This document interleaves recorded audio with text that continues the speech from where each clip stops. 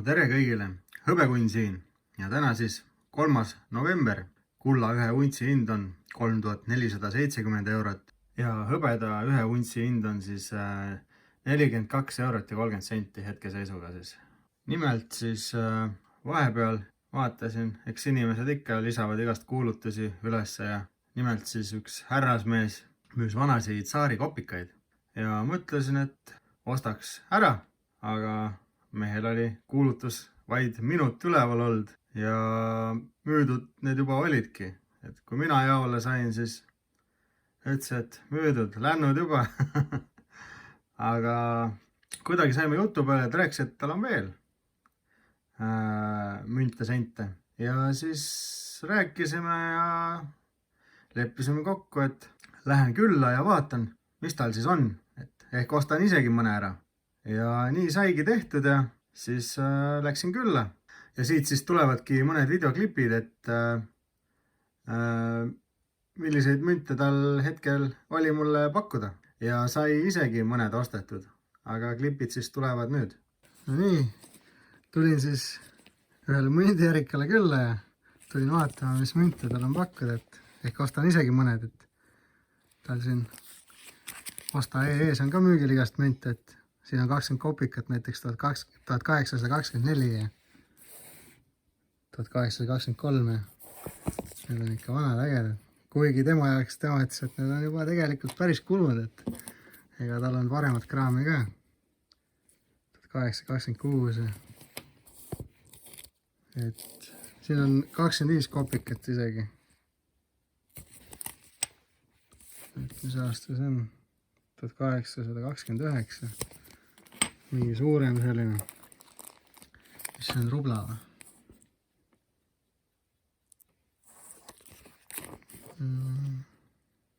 1818 ja siin on tegelikult igasuguseid, et väga äge, aga vaatame, mis tal veel on. No nii, vanad tsaari hõberublad siis. Et sain ise ka just asja targemaks, et eest näevad suht sarnased välja, kui niimoodi vaadata. Aga tagant, et see on aasta 1829 ja see on 1818. Aga nende vahe on see, et vaadake tiibasi. See on sorgus tiibadega, et see on kõvasti kallim. Vaadake, selle on tiibad üles niimoodi. Ja sellel on nagu alla. Et nendega juba sai raha teenida. Et, ja, aga isegi see ma vaatan, et tegelikult 270 eurot, isegi need on päris kallid juba. Siin on veel 1818 ja see on ka 1818. Et päris äge. Siin siis on 20 kopikalised ja nende sorgustiibadega jälle. 1830 aasta ja kõik on 1830. Aga nende hinnad juba vaadake 200 ringis. Et sain jälle targemaks, et väiksemad kopikad samamoodi selliste tiibadega on ka. Et kui vaadata nüüd natuke odavamat kraami, siis näete, et tiivad on üles teistmoodi kohe, kui niimoodi võrrelda. Samamoodi, väiksematel kopikatel ka. Et päris äge, aga nüüd vaatame siit, äkki leian midagi oma. No, siin on igasuguseid aastaid. 1818, 1814. No ikka jagub. Et valin mõne omale ka välja, et tahaks alustada ka ise albumi täitmist vaikselt. Näete, siin on nagu juba parema kvaliteediga sellised 20 kopikalised. 85 euri tükki niimoodi. Et 1823 aasta vaata. Päris hästi on kõiki detaile näha. Normaalselt sellised. Kui nüüd siit aastatega edasi minna, siis need aastaarvud tulevad siin ettepoole, enam ei ole tagapool. Et kui 20-ndates olid tagapool, siis 30-ndates näete on juba siin eespool. Et samamoodi päris normaalsed. 85 euri tükk.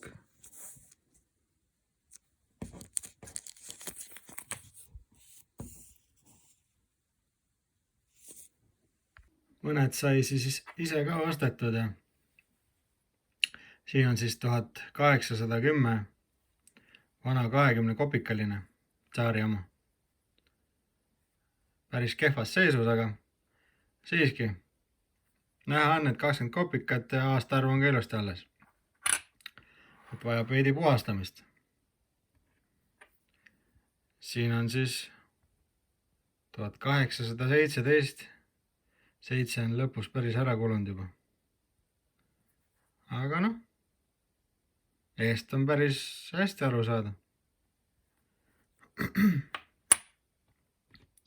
Mis mul siin on siis? 1818, see on päris ära kulunud. Aga samas, ega neid väga palju liigu ja aastatega jääb ainult vähemaks neid. Et vähemalt on mul miskitki.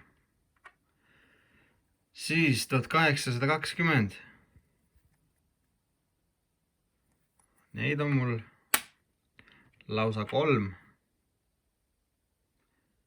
Et tuleb valida välja omale midagi, mis albumi vahele panna.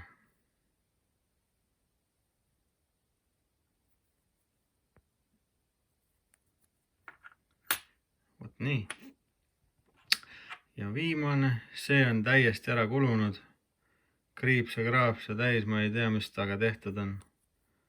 Keegi on mingi õõrun, mingi traatharjaga vist, see on ikka jõhkralt ära rikutud. Ma ei tea, siin võib-olla mingi nurgalt on, näete.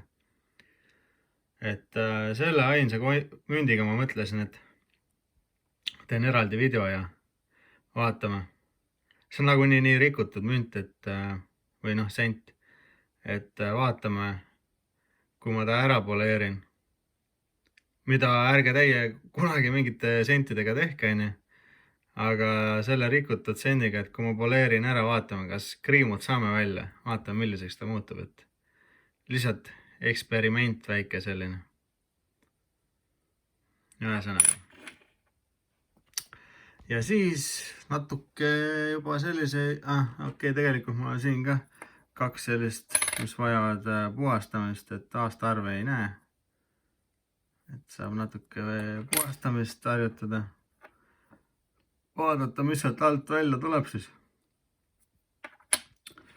Ja jah, nii ongi. Ja siis see, kellel ma külas käisin, tema on siis väga pikalt olnud ka metalliotsija, aastakümneid. Ja ta on ikka igast ägedaid asju leidnud. Juttu jagus küll ja veel, et täitsa põnev oli. Aga jah, vaatame siis, mis ma talt tassin. Ma panen need natuke kõrvale. Ja siis ma ei taha nagu praegu neid siin sassi ajada. Enne kui mul kõik on nagu ilusti arvestatud. Ma just mõtlesin, et ma näitan teile ka, et mis ma sain siis. Ühesõnaga 1815 selline. Päris äge ja.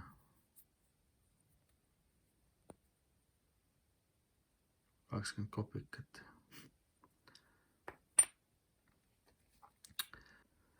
No nii, ma mõne võtsin niimoodi pakendist välja, et ühesõnaga siin on siis järgmine 1813 aasta. Et need on ikka vanad, jah. Nii, järgmiseks 1817.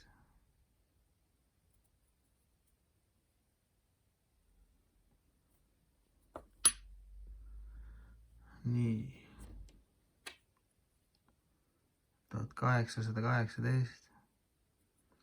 Mis ma veel teada sain, kui kedagi võib-olla huvitab, siis näete siin kotka keskel. Siin on see vapp või ma ei tea, mis see on, seal on see Püha Jüri vist. Et väga paljudel on see ära kulunud.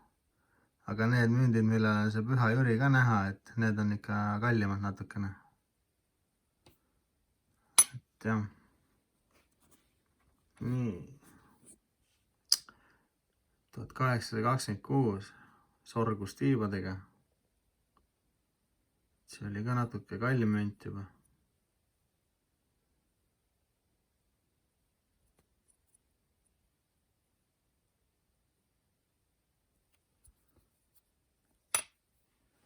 Ja viimaseks 1824.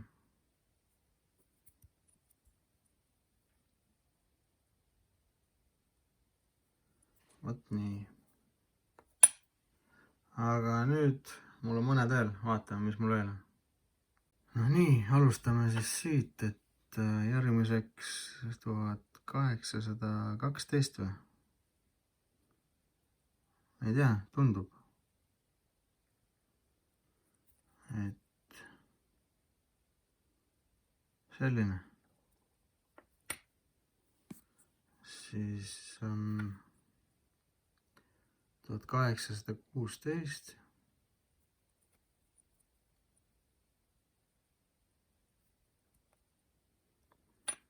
Ja siis kõige kallim münt, mis ma ostsin 1830 aasta. Et jah.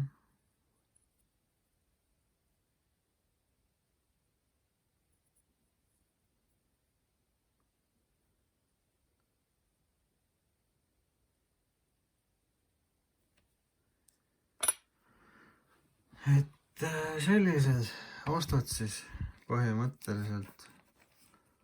Et midagi ikka. Et kõik ei ole küll mingi parimas konditsioonis, kuid algajale, kogujale midagi ikka. Et mina näen, et 200 aastat vanad mündid, sendid ja kes teab, pikaajaliselt ikka hoiad, siis võivad ju natuke tõusta ka. Ja nii on. Et minul on nüüd siin palju tegemist, puhastamist, albumisse panemist ja nii edasi. Aga loodan, et teile see video meeldis. Saite kah natuke aimu või targemaks, et on eri sorti münte, 20 kopikalisi. Üles tiibadega ja alla tiibadega ja Püha Jüri võiks vapi peal paista olla ja nii edasi. Et jah, nii on. Nagu ikka, pange like ja subscribe ja kes julgeb, see kommenteerib ja näeme juba järgmises videos ja olge tublid, siin oli Hõbekunn. Tšau!